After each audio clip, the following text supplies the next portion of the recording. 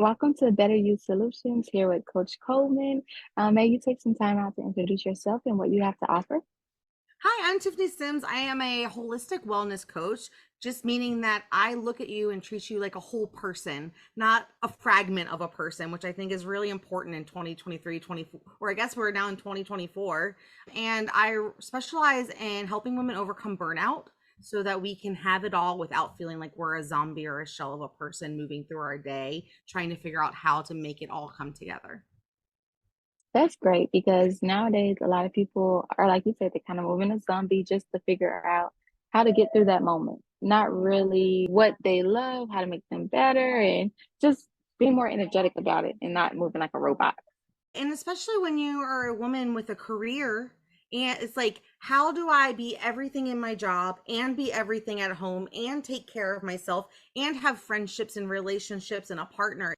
A lot of women don't know how to do that without feeling like they're just empty inside and sacrificing everything about themselves to make it all work. And I learned that it didn't have to be that way, that we actually could have harmony between our health relationships and the way we earn money, and that when we learn how to do that and how to do that dance in a way that feels completely aligned to who we are as a person, it doesn't matter how many hours a day you spend working on stuff or doing stuff, you still feel energized and ready to go because everything comes back to the core of who you are. And you're like, I'm ready for it.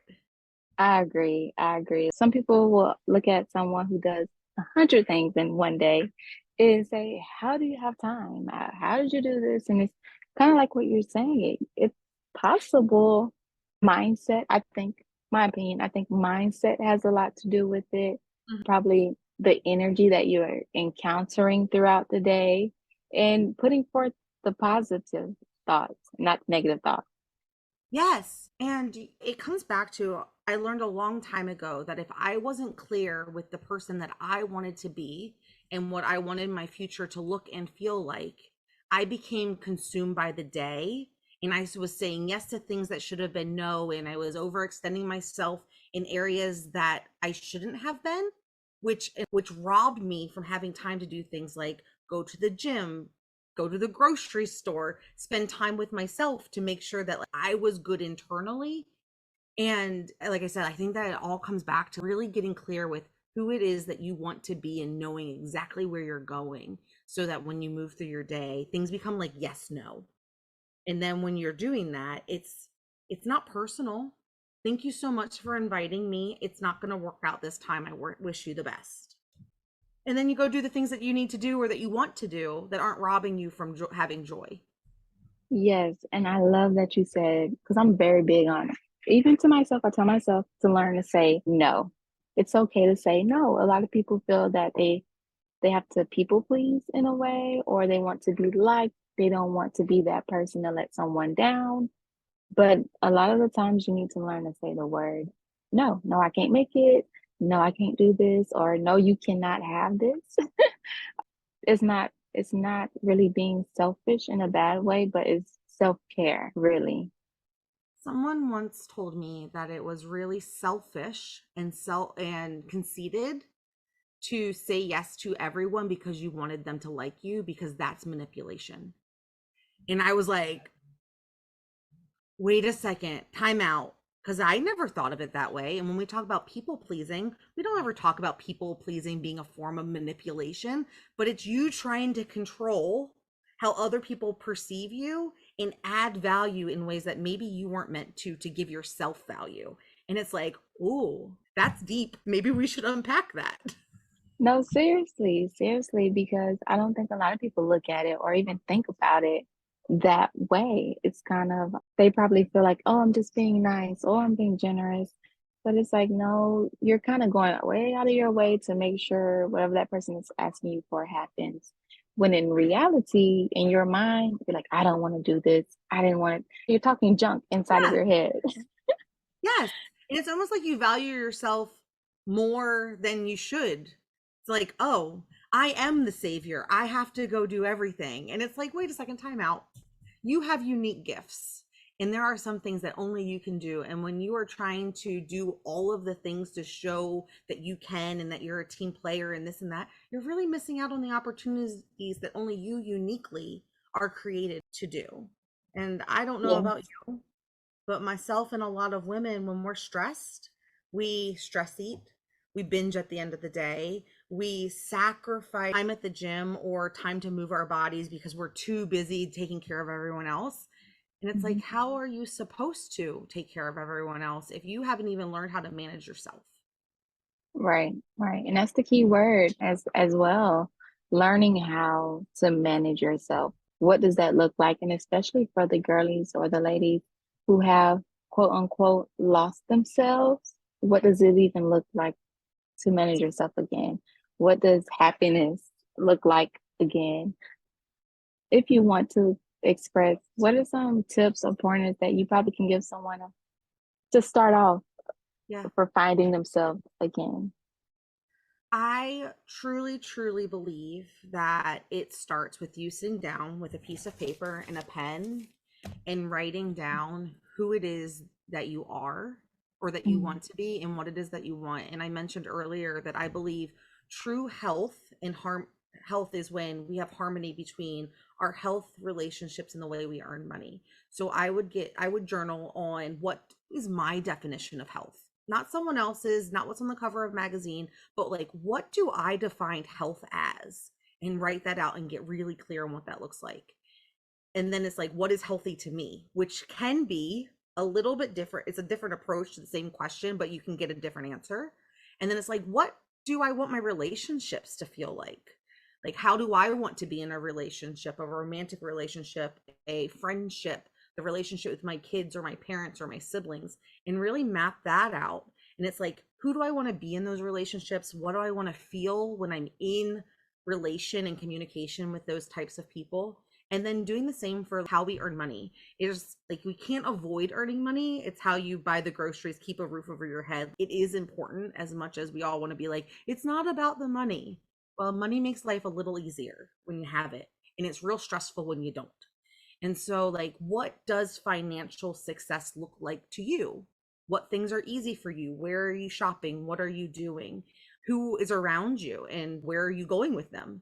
And once you know that, it gets really, really clear as to what foods are right for you, where you spend your time, in all of those things. So I would say the first step is getting really, really, really clear, because none of your goals matter if they're not aligned to the core of who you want to be.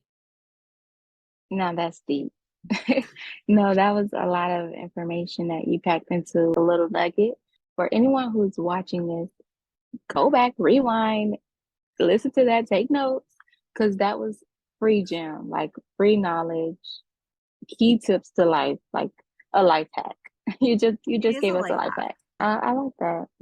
And then from there, I believe what unlocked this next level for me, where I got all the clarity and things really started to become aligned, and I felt like I was actually vibrant and thriving, was I accidentally became an intuitive eater. Mm. And by accidentally, I've been in the health and wellness field since 2015, and I had been stuck in my own journey since I was 10.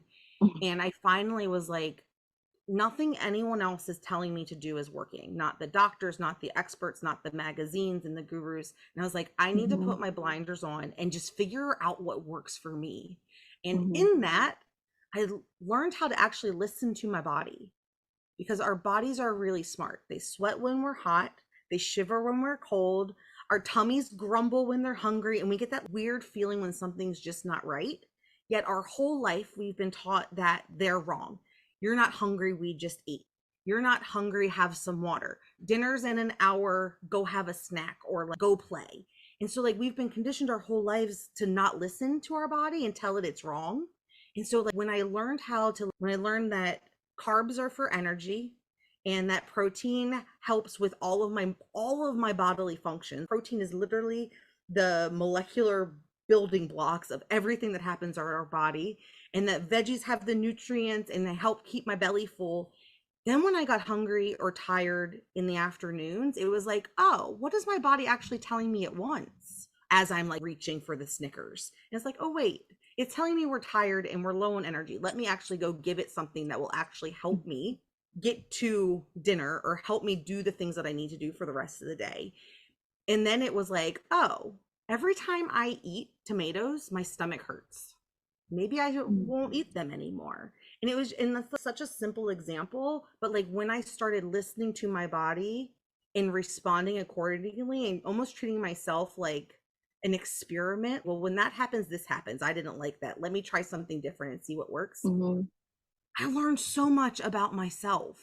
And then it became really easy to be like, no, that's not an opportunity for me. My body is telling me big no's. Do you know what I Yes, mean? And so, I like, know what you mean, 100%. Honest, I call it tapping into your intuition. We all have an intuition, we all but have like you it. said, we don't pay attention. We don't. No. And so instead of trying to follow someone's 90 days to six pack abs, what if you actually Mhm. learned how to give your body what it needed? And then you could trust yourself.